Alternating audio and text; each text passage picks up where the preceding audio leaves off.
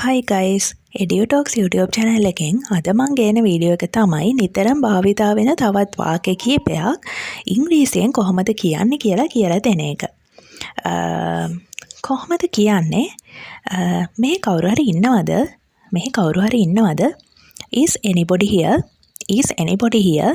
අපිට එහෙම අහන්න පුළුවන්. මෙහි කවුරු හරි ඉන්නවද? Is anybody here? කියලා අපිට අහන්න පුළුවන්. ගෙදරකට එහෙම ගියාම.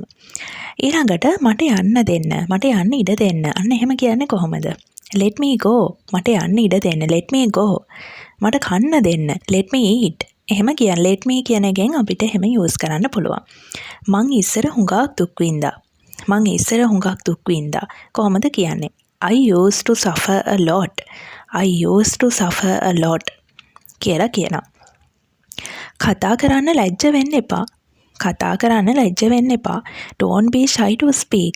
Don't be shy to speak. හැමදේම විහිළුවකට ගන්න එපා.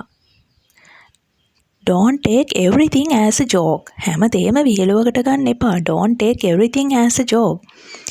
ඊළඟට අපිට යාළුවෝ කොච්චර හිටියත් වැඩක් නැහැ කියලා කොහොමද කියන්නේ? කොච්චර හිටියත් වැඩක් නැහැ. It doesn't matter. කොච්චර හිටියත් වැඩක් නැහැ කියලා කියන්නේ නිකන් වැඩක් නැහැ කියලා කියන්නේ අපි it doesn't matter how many friends we have. කොච්චර යාළුවෝ අපිට හිටියත් how many friends we have. It doesn't matter how many friends we have.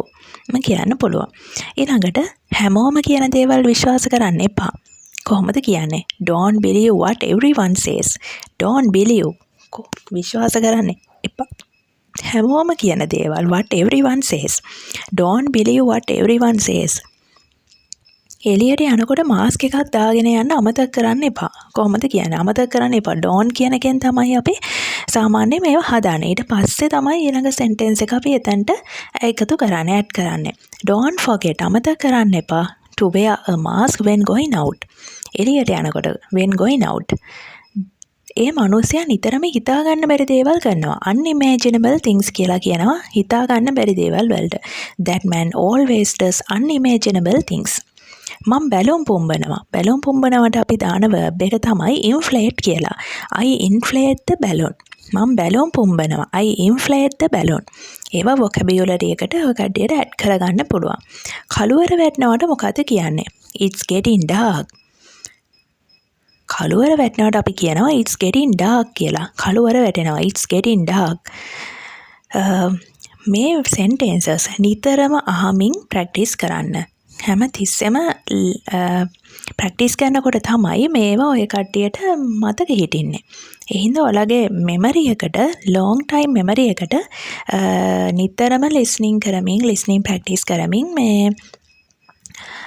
මේවා add කරගන්න. හරි අපි ඊළඟ වීඩියෝ එකෙන් නැවතත් හමු වෙමු. See you again. Bye.